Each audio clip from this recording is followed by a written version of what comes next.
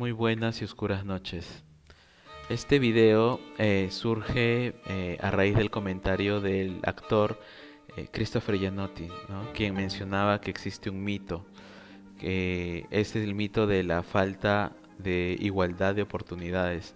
Él menciona que esto es un pretexto para personas mediocres que buscan que el Estado les dé cosas, etcétera, ¿no?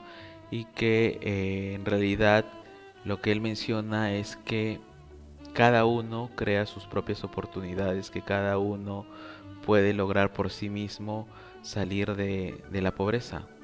Incluso menciona que conoce casos de personas que han vivido en el pueblo más recóndito de los Andes y que ha logrado surgir y que ha logrado salir adelante, ¿no? Con lo que podría implicar el concepto de salir adelante. Pero bueno, eh, en ese sentido es un reto individual para él que una persona deje de ser pobre. Es decir, el que no logra salir pobre es porque no puede, no es porque no pueda, sino porque no quiera, ¿no? Y ahí radica el planteamiento que da título a este video, ¿no? El pobre es pobre porque quiere. Eh, no quiero sumarme pues al cargamontón que han hecho del actor. Esto porque la idea de que el pobre es pobre porque quiere o de la idea de que uno mismo puede surgir, eh, uno mismo puede desarrollarse por sí solo, es una idea común, no es una idea aislada, es una idea muy presente en nuestra sociedad. Eh, bueno, en primer lugar, yo creo que todo esto surge un poco a raíz de la masiva lectura. Bueno, no sé si tan masiva porque en este país no se lee mucho, pero lo que más se lee o mucho de lo que se lee son libros de autoayuda, y estos libros nos llenan de falsas esperanzas, ¿no? Estos libros nos hablan acerca de que nosotros con nuestro esfuerzo, nuestra dedicación y mentalizándonos en un problema, podemos solucionarlo o podemos salir adelante si nos mentalizamos en ser ricos, millonarios, etcétera. Podemos lograrlo porque si nosotros lo deseamos y si nosotros lo manifestamos, está de moda esa palabra, manifestar, si nosotros manifestamos que queremos ser ricos y que podemos salir de la pobreza y que nos vamos a desarrollar y vamos a sacar adelante nuestra familia, con solo eso y con el esfuerzo individual vamos a lograrlo. El error, por así decirlo, de estos libros, no creo que sea un error, de repente yo creo más que es adrede, porque pues estos libros venden como las esperanzas que dan a la gente, son para vender. Estos libros carecen de el análisis de las condiciones materiales que podría tener una persona, ¿no? Tanto condiciones individuales, físicas, psicológicas, como las condiciones de su entorno, ¿no? Las condiciones sociales. Eh, en ese sentido, no es lo mismo eh, alguien, o no tiene la misma oportunidad alguien que crece en un distrito sin privilegios que en un distrito pudiente, por así decirlo. Eh, vamos a tomar en cuenta un poco los tres tipos de capitales que Pierre Bourdieu menciona, ¿no? Que son el capital económico, el capital cultural y el capital social. Con respecto a, a hacer una especie de comparación un poco eh, entre estas dos clases sociales en un distrito sin privilegios, eh, en cuanto al capital económico, sabemos pues que Este es escaso y que no permite una buena alimentación de las personas, de los niños, quienes van a quienes se les dificulta por lo mismo una capacidad de retención, con una capacidad de aprendizaje que se les, asimismo, hecho de que sus cuidadores, sus padres, sus tíos o quienes sean, no estén en casa porque tienen que trabajar para poder alimentarlos, a estos chicos que crecen con anemia normalmente, etcétera. Entonces, comparando eso con un distrito pudiente en el que tienen empleados, en el que pueden comer la mejor comida, incluso pueden ir al nutricionista, etcétera, hay una ventaja ahí física a raíz de este capital económico que tiene. Este capital económico también permite pues el otro tipo de capital que es el capital cultural. Eh, este capital es el nivel educativo y cultural que tiene una persona. Una persona que nace en un distrito pobre no tiene acceso a la información que tiene una persona de los distritos pudientes. Por ejemplo, no tiene acceso a bibliotecas, es probable que no tenga acceso a internet, etcétera, ¿no? A libros. Y por último, el capital social son los contactos del entorno. Eh, si una persona sin privilegios económicos, sin privilegios económicos, eh, logra con mucho esfuerzo, quizás hasta endeudándose, entrar a una universidad como la César Vallejo o, o, o quizás una universidad nacional, pero que no tiene muchos recursos para alimentarse, etcétera, en fin. Y otra persona que de estos distritos pudientes y estos de la clase alta también ingresa a una universidad y egresan ambos, el capital social de la persona con distrito pudiente es mejor, es decir, sus padres, sus amigos se, se rodean con personas de su mismo entorno, de la misma clase social, por lo tanto tendría un buen trabajo asegurado, podría trabajar, por ejemplo, como Carla García, que pues siendo hija de Alan García puede conseguir o pudo conseguir un espacio, ¿no? En los medios de comunicación, lo mismo que Mijael Garrido Leca, ¿no? Eh, que estos personajes no son brillantes, por así decirlo, eh, ellos no son unas personas de un nivel cultural tan alto, tan, tan inteligentes, etcétera, pero tienen este entorno social, ¿no? Estas familias son de familias importantes, hija de un expresidente de la República, entonces pueden conseguir estos puestos de trabajo gracias a los contactos que tienen, ¿no? Empresarios, banqueros, etcétera, cosa que no ocurriría con una persona pobre, con una persona de un distrito sin privilegios, ¿no? No hay acceso a este tipo de trabajo. En todo caso, no le cuesta lo mismo llegar a ese puesto de trabajo a Carla García, a Mijael Garrido Leca, que a cualquier persona desconocida, entre comillas, en este círculo social, ¿no? Entonces, el hecho de un ascenso, una movilidad social, no está basada en un mérito en sí de una persona, un mérito individual. Es decir, vemos pues que se nos cae este mito de la meritocracia, ¿no? La meritocracia no existe entonces. Eh, en palabras pues de Joseph Stiglitz, que es premio Nobel de Economía, él menciona pues que el 90% de los pobres siguen y seguirán siendo pobres y el 90% de ricos siguen y seguirán siendo ricos debido a esto, ¿no? A este tipo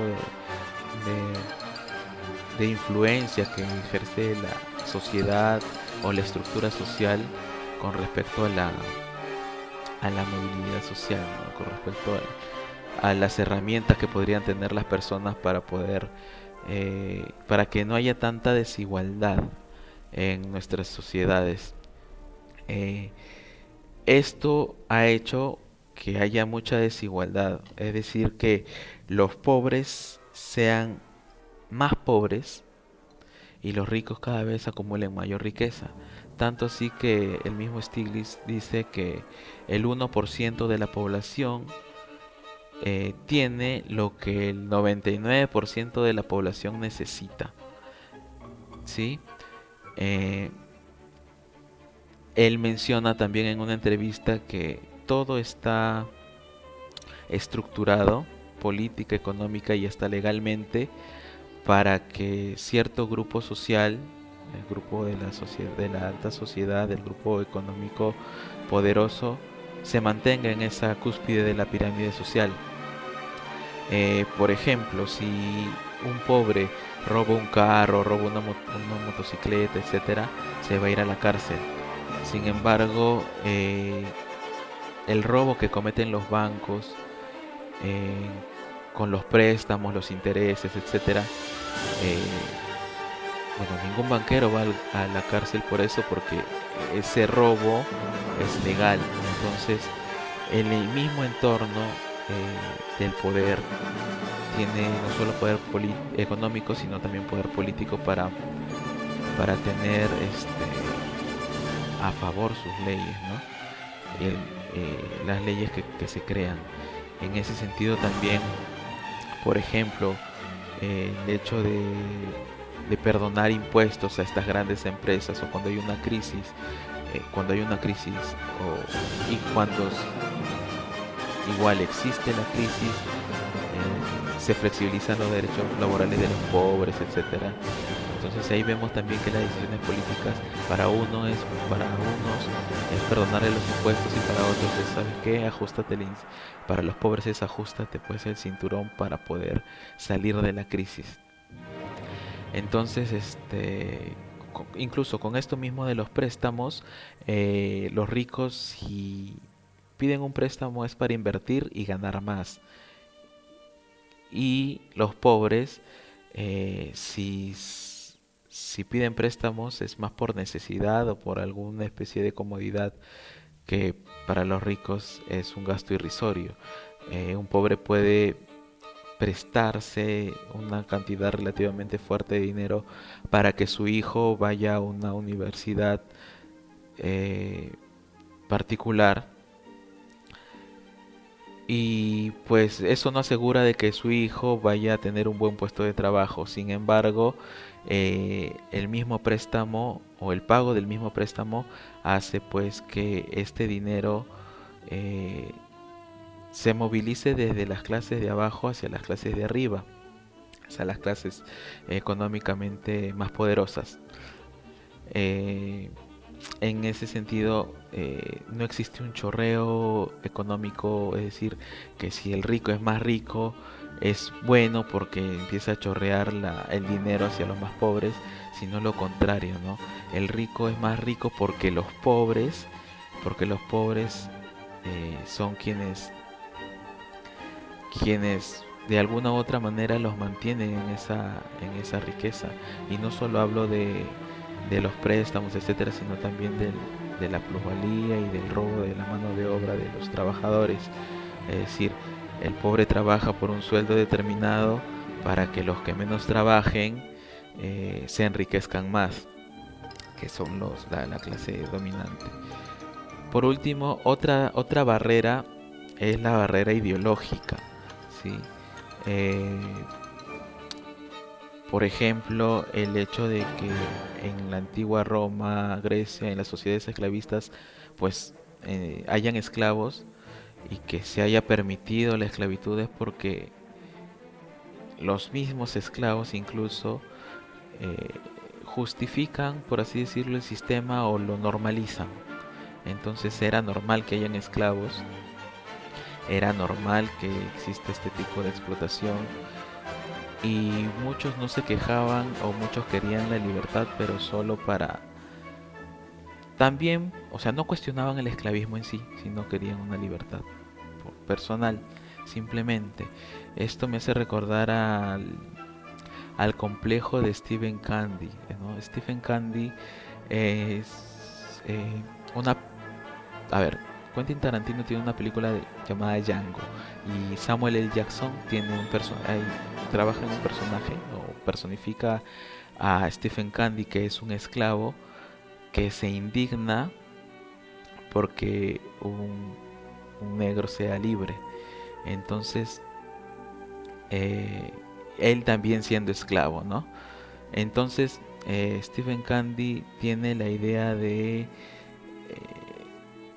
su idea es parecerse al opresor a pesar de ser un esclavo, ¿no? Él era pues una especie de capataz, entonces oprimía a los esclavos siendo él también un esclavo. Asimismo, eh, muchas personas de escasos recursos económicos, que en lugar de cuestionar esta injusticia, quiere ser pues como quiere ser millonario, no quiere tener este poder económico que tienen sus opresores. Bien, en conclusión, eh, podemos decir pues que la movilidad social no depende del esfuerzo personal, sino que hay trabas estructurales en las sociedades que no permiten que las personas pobres puedan desarrollarse, que no haya una equidad o igualdad social o que no haya justicia social. Entonces, la estructura social impide esto, ¿no? Asimismo, estos privilegios eh, que tienen ciertas personas eh, causan una especie de miopía, en el sentido de que si fue fácil para mí, sin darme cuenta de mis privilegios, ¿no? Puedo decir pues que es fácil para todos o que todos pueden si yo pude, y realmente esto no es así, ¿no? Ya vimos que hay que tener un buen capital económico, un buen capital cultural, un buen capital social para poder mantenerse en esta alta sociedad, por así decirlo, en este alto sector económico.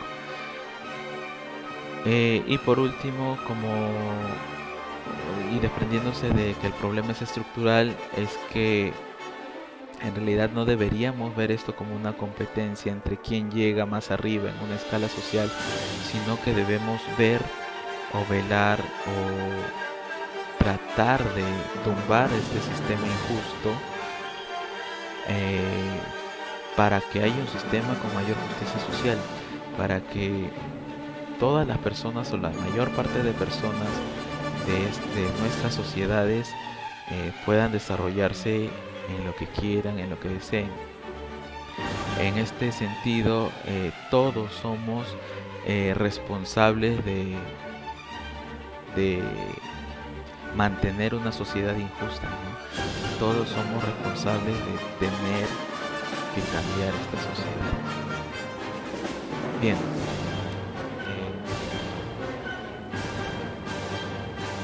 gracias por ver aquí. Hasta pronto. Es todo.